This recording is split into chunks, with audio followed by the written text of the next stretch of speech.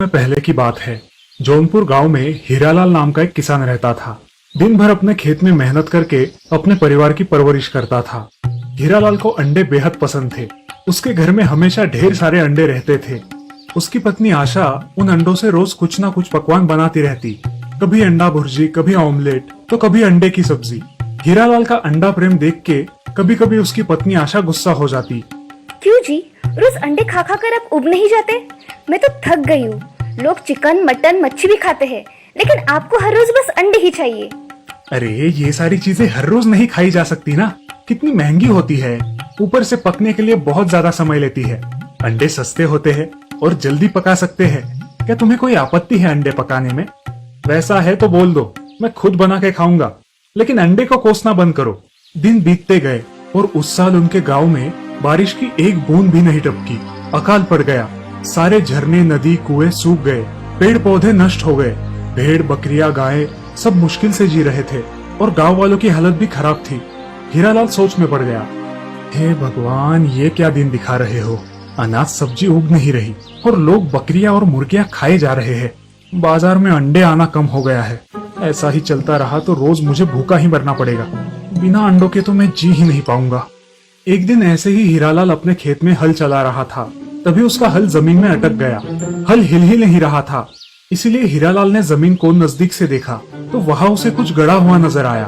उसने कुदल मार के देखा तो एक बड़ा सुनहरे रंग का घड़ा दिखा। हीरालाल ने उस घड़े को जमीन से बाहर निकाला, लेकिन वो वजनदार घड़ा उसके हाथों से फिसलकर जमीन पर गिर गया और फूट गया।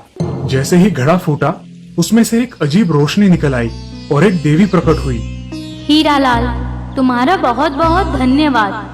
मैं एक देवी शक्ति हूँ, लेकिन श्राप की वजह से इस घड़े में बंद हो गई थी। तुमने मुझे मुक्ति दी है।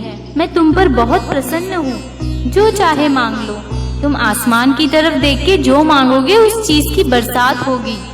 धन्यवाद। ऐसा कहकर देवी वहाँ से अदृश्य हो गई। हीरालाल खुश हो गया।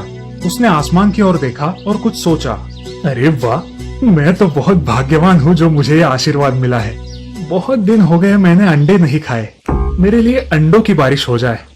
कुछ ही क्षण में आसमान से अंडों की बारिश होने लगी। गांव में हर जगह आसमान से अंडे गिरने लगे। लोग चकरा गए और ये अजीब बात देखकर डर गए, लेकिन हीरालाल खुश था। अंडे लोगों के सिर पर गिरकर फूटने लगे। हीरालाल की पत्नी आशा कुएं से पानी निकाल रही थी, लेकिन अंडे ऊपर से गिरते देख घर के अंदर चली गई। उसके बाद हीरालाल ने खेत में गिरे अंडों को टोकरी में जमा किया और घर ले आया। कमाल है, आपको देवी माँ ने जो वरदान दिया है उससे आपने अंडे मांगे? हद हो गई है आपके पागलपन की। अरे सोने के जवाहरात या पैसा मांगते।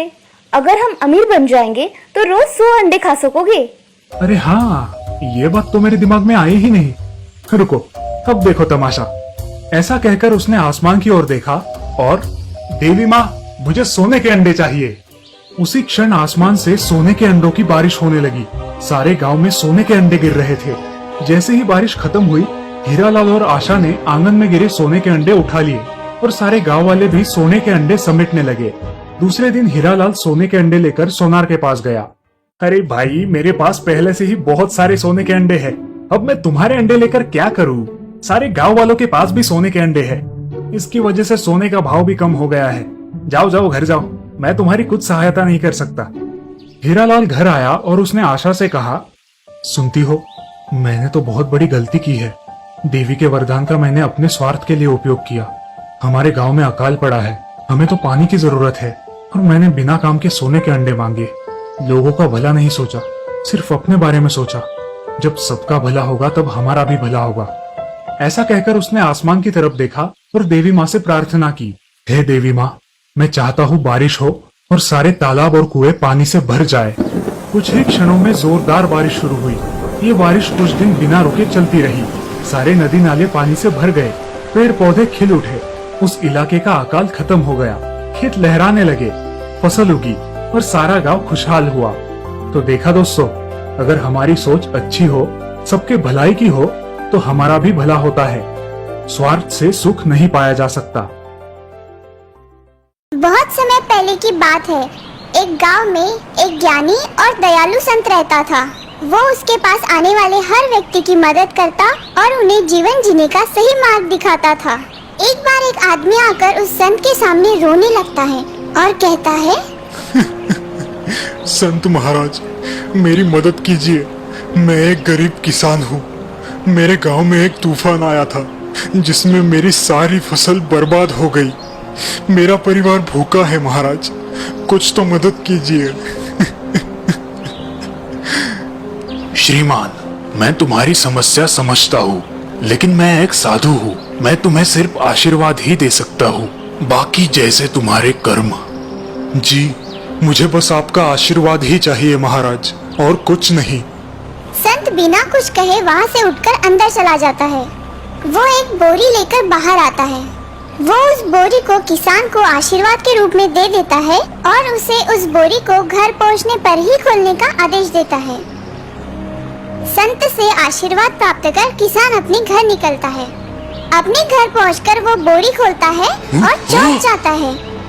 किसान संत का अंदेशा समझ जाता है। उस दिन के बाद उसकी जिंदगी बदल जाती है। किसान गांव का सबसे धनवान आदमी बन जाता है। वो एक आलीशान घर बनाता है। वो अपने लिए शान और शौकत की बहुत सारी चीजें भी खरीदता है। इतना ही नहीं, वो गांव के सभी गरीबों को मदद भी करता है। किसान और संत की ये कहानी पूरे गांव भर फैल जाती है। इसी तरह ये बात एक डाकू के कानों पर पड़ती है। डाकू ये बातें सुनकर चौंक जाता है और इस बात की सच्चाई जानने के लिए वो भेष बदलकर एक किसान के रूप में उस संत के पास चला जाता है। संत हमेशा की तरह अपनी झोपड़ी के बाहर ध्यान में डूबा होता है। इतने में डाकू वहाँ आ जाता है और जोर जोर से संत के सामने रोने लगता है। मेरी मदद करो साधु महाराज, मेरी मदद करो। मेरा सारा धन तूफान में चला गया, मैं बर्बाद हो गया। मेरी मदद करो। धन तो आता है और जाता है, उसमें मैं क्या कर सकता हूँ? तुम किसी धनवान के पास जाओ, मेरे पास तुम्हें देने के लिए कुछ नहीं है। नहीं नहीं महान संत जी, मुझे आपकी ही मदद चाहिए। कृपया मुझे भी उस किसान जैसे धनवान बना दीजिए। किसान के जैसे? हाँ हाँ, मैं भी आलीशान घर बनाऊंगा।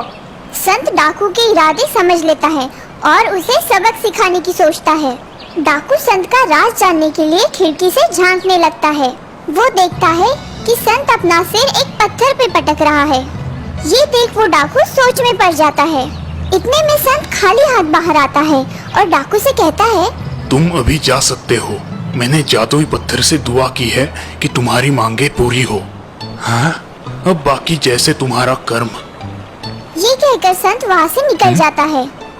इस मौके का फायदा उठाते हुए डाकू झोपड़ी के अंदर जाता है। वो उस पत्थर को देख सोचने लगता है। लगता है इस पत्थर पर सिर पटककर जो भी मांगू मिल जाता है। मुझे बहुत सारा धन मांग लेना चाहिए।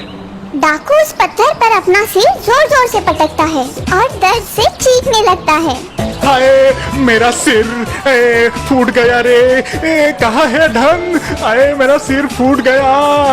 इतने में संत वहाँ पर आता है और डाकू की मूर्खता पर हंसने लगता है। मूर्ख, जादू इस पत्थर में नहीं, उस किसान की मेहनत में थी।